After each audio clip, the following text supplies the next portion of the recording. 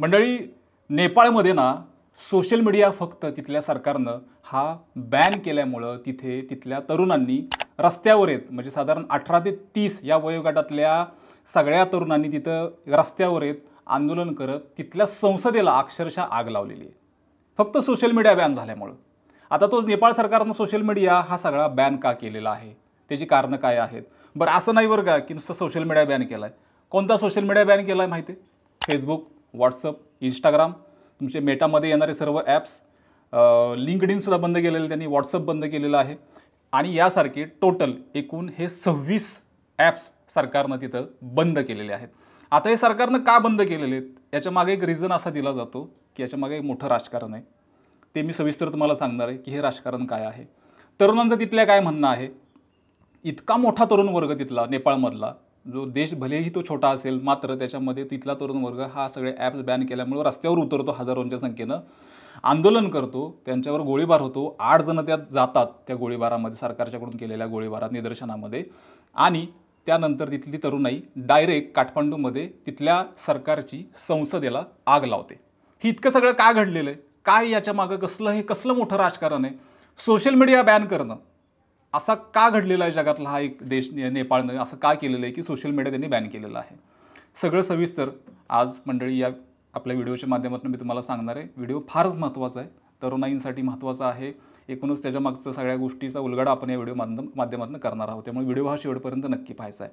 नमस्कार, मी विक्यान, तुम्ही पाहताय विशेष भारी. मंडळी, नेपाळनं काय केलं माहिती आहे का? साधारण हा जो सोशल मीडिया सगळा तिथला आधी जो काही चालू होता, जो जगभरात चालू आहे, जसं की तुमचा व्हॉट्सअप घ्या, व्हॉट्सअप सोशल, तुमचा जो काही इंस्टाग्राम घ्या, फेसबुक घ्या, ट्विटर घ्या, तुमचा आणखीन टेलिग्राम घ्या, या सारखे टोटल 26 ॲप्लिकेशन्स आणि हे तिथले जे काही माध्यमं आहेत ती सगळी नेपाळ सरकारनं बंद केली. आता पहिली गोष्ट, ही बंद का केली हे तुम्हाला मी सांगतो. म्हणजे तुम्हाला टप्पे देतो की राजकारण कसं तिथं चाललेलं आहे. तिथल्या लोकांचं म्हणणं आहे की हे राजकारण आहे.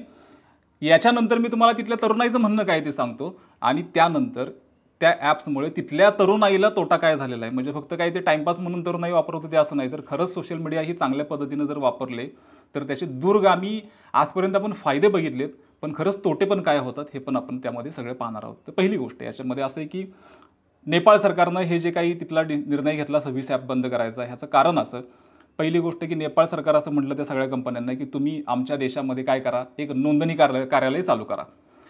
सगळ्या कंपन्या म्हटल्या आम्ही काही ते करणार नाही. व्हॉट्सअप पण म्हटलं, फेसबुक पण म्हटलं वगैरे, सगळ्या जे 26 जण आहेत ते म्हटले आम्ही काही तसं करू शकत नाही. नेपाळ सरकारनं डायरेक्ट त्यांना बॅन केलं. बॅन केल्यानंतर आता ह्याच्यामध्ये असं झालं की ते वापरणारे सगळे जे तरुणाई होती तिथली, सगळे जे ॲप्लिकेशन्स ते वापरणारे तरुणाईमध्ये त्यात कंटेंट क्रिएटर असतील, त्यात तुमचे व्यावसायिक असतील, कुठल्याही क्षेत्रातले तिथले लोक असतील जे त्याला चांगला वापर करत होते, काही चुकीचाही वापर करत होते, नाही असं नाही, पण जे बहुतांश लोक चांगला वापर करत होते ते सगळे तिथं रस्त्यावर उतरले. आता म्हणजे तिथं ते लोक सगळी मंडळी रस्त्यावर सगळी उतरल्यानंतर असं झालं याच्यामध्ये की त्या तरुणांनी सांगितलं की आम्हाला हे ॲप परत चालू करून द्या. तर सरकारनं काय सांगितलं की आम्ही तर त्यांना सांगितलं आहे तुम्ही नोंदणी कार्यालय करा, पण ते काय तयार नाही आहेत, मग आम्हाला बंद करण्याशिवाय पर्याय नाही. आता राजकारण ह्याच्यामधलं जे कसं आहे ना, जी एक लाईन असते ती तुम्हाला सांगतो. त्याच्यामध्ये झालं असं, ज्या तरुणांचं तिथलं म्हणणं आहे की आम्ही सरकारच्या टोटल विरोधामध्ये सोशल मीडियामध्ये कधी कधी एखादी गोष्ट मांडतो, पोस्ट लिहितो, व्हिडिओ टाकतो, फोटो काय जे काय असेल ते सगळ्या गोष्टी आम्ही तिथं शेअर करतो, लोक तिथं चर्चा करतात.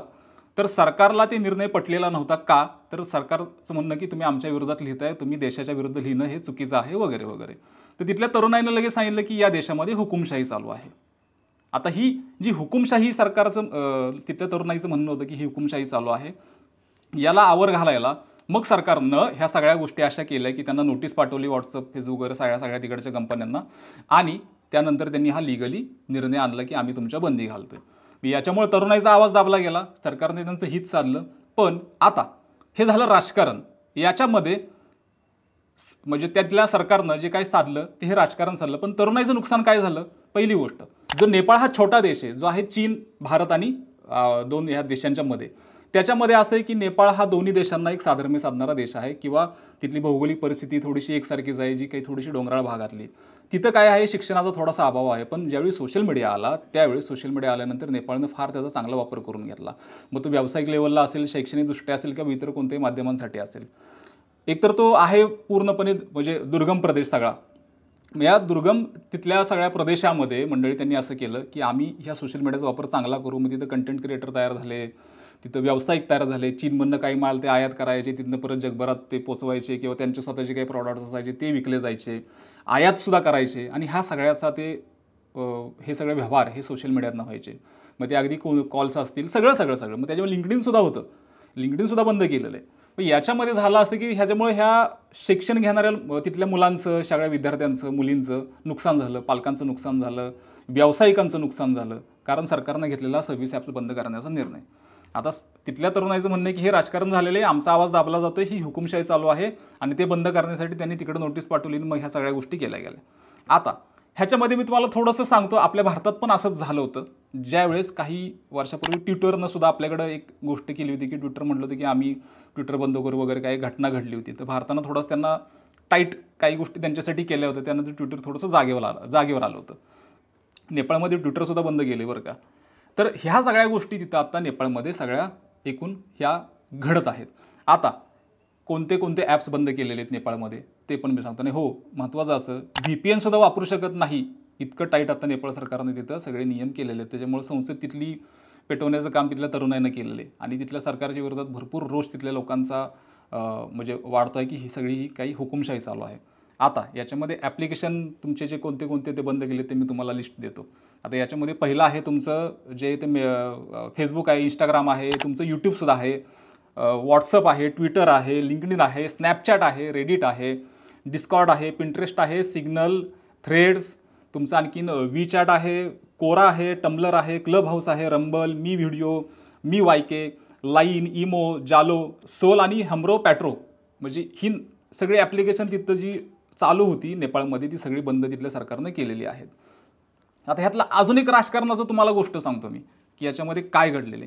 ही सगळी ॲप्लिकेशन आहेत ना मंडळी, सगळी वेस्टर्न कंट्रीतली आहेत. यातली बहुतेक एक दोन सोडली ना तर ही यातली 99% ही सगळी ॲप्लिकेशन ही सगळी वेस्टर्न कंट्रीतली आहे. पण नेपाळमध्ये चालू आहे आत्ता फक्त 2 ॲप्लिकेशन, ते म्हणजे टिकटॉक आणि आय थिंक ट्रम्बलर असं काय ते ॲप आहे ते. तर तिथं जे टिकटॉक जे आहे ते टिकटॉक आहे चीनचं. आता हे टिकटॉक का चालू आहे, तर टिकटॉकला पण त्यांनी नोटीस दिली होती नेपाळनं, ती 2023मध्ये. तर 23ला टिकटॉकनं तिथं ऑफिस स्थापन केलं. पण टिकटॉकला काय आहे, तुम्ही तुमचं म्हणणं मांडू शकत नाही सरकारच्या विरोधात, सरकारच्या समर्थनात. कसलाही कंटेंट हा ऑफिशियली तिथं जाऊ शकत नाही, कारण टिकटॉक आहे मुळात क्रिंज कंटेंटला जास्त प्राधान्य देणारं किंवा नॉलेजेबल एखादं किंवा इतर गोष्टींसाठी. तुम्हाला ज्यावेळी तुमचं म्हणणं मांडायचं त्यावेळी तुम्ही फेसबुकला, तुम्ही इंस्टाग्रामला, तुम्ही व्हॉट्सअपला मांडता. मग तीच मुख्य ॲप्लिकेशन जी वेस्टर्न कंट्रीची ती सरकारनं बंद केली आणि जे फक्त चायनाचं ॲप्लिकेशन आहे, जे अधिकृत नोंदणीकृत आहे, तेच त्यांनी चालू ठेवलेलं आहे. म्हणजे नोंदणीकृत असल्यामुळे ते पब्लिक त्याला काही बोलू शकले नाही. आणि असे टिकटॉकचा वापर हा सोशल मीडियात तुमचं म्हणणं मांडायला जास्त होत नाही, तो वेगळ्या कारणासाठी होतो. तर हा एक राजकारणाचा धागा याच्यामध्ये दिसत आहे असं तिथली लोक सांगत आहेत. आता याचा भारताला काय परिणाम होईल, तर भारताला थोडासा उद्योगधंद्यांवर काही काळासाठी हा परिणाम होऊ शकतो. का, तर नेपाळमधून काही गोष्टी आपल्याकडे येतात, आपण त्यांना देतो, तर थोडासा एक आर्थिक व्यवहार तिथं थांबण्याची शक्यता आहे. दुसरी गोष्ट, तिथल्या लोकांना जास्त ह्याचं नुकसान आहे. आणि महत्त्वाचं असं ह्या सगळ्यामध्ये हे नुकसान फायदा आपण हा एक बाजूला ठेवू, भारताचं काय आहे ते थोड्या काळासाठी. पण म्हणजे यातला एक फार मोठा मुद्दा असा आहे की एका सोशल मीडियाच्या एका सगळ्या या चक्रामुळं तिथं डायरेक्ट तिथल्या 18 ते 30 या जेनझी वयोगटातील सगळ्या तरुण तरुणींनी तिथं काय केलेलं आहे, तिथल्या अख्ख्या संसदेला घेराव घालत काठमांडूमध्ये येत निदर्शने करत शेवटी कंट्रोलच्या बाहेर सगळं जात तिथल्या सगळ्या संसदेला त्यांनी आग लावलेली आहे. म्हणजे हा जो सगळा एक भाग आहे की फक्त सोशल मीडिया बंद केल्यामुळं काय होऊ शकतं त्याचं हे समोरचं एक तुमचं एक उदाहरण आहे. कारण सोशल मीडिया जर चांगल्या पद्धतीनं वापरला तर निश्चितपणानं त्याचा फायदा हा तुम्हाला होतो, जर चुकीचा वापरला तरी त्याचा तोटा होतो. पण अख्ख्या देशामध्ये, नेपाळसारख्या देशामध्ये इतके सगळे ॲप्लिकेशन एकाच वेळी बॅन करणं, बंद करणं आणि त्याच्यामुळे होणारा हा सगळा तरुणाईचा तोटा किंवा त्यांचा जो काय आधी फायदा व्हायचा आणि आता बंद केल्यानंतर होणारा तोटा, या सगळ्याकडं तुमचंही काय म्हणणं आहे? तुम्हाला या सगळ्या राजकीय जे काही घडतंय तिथं घडामोडी, तरुणाईचा आवाज दाबला खरंच जातोय का या सगळ्या माध्यमातून, या तथ्य तुम्हाला वाटतं का? किंवा तिथले कार्यालयांनी नोंदणी करणं फार आवश्यक आहे का? त्यांनी नाही म्हणलेलं हे एक त्यामध्ये गोष्टी होत्या का तिथल्या सगळ्या कंपन्यांनी? कारण त्या म्हणतात आमचं कुठेही असं काही नाही आहे जास्त बाहेरच्या देशात, मग आम्ही तुमच्याकडं का करू, त्यांचं एक म्हणणं आलं होतं तिथं. मग तेवढं एक कारण देऊन सरकारने यातनं काही राजकारण साधलेलं आहे का? आणि ते करता करता तिथल्या लोकांचं होणारं सामाजिक, राजकीय आणि शैक्षणिक किंवा आर्थिक हे सगळे व्यावसायिक नुकसान हे सगळं पाहता या झालेल्या एकूण सगळ्या नेपाळमधील सोशल मीडिया बॅन करण्याच्या घटनेवर मंडळी 26 ॲप जे बंद केलेत यावर तुमचं मत काय आहे आम्हाला कमेंट करून मंडळी जरूर सांगा. तसेच विशेष भारीला सबस्क्राईब करायला अजिबात विसरू नका. धन्यवाद.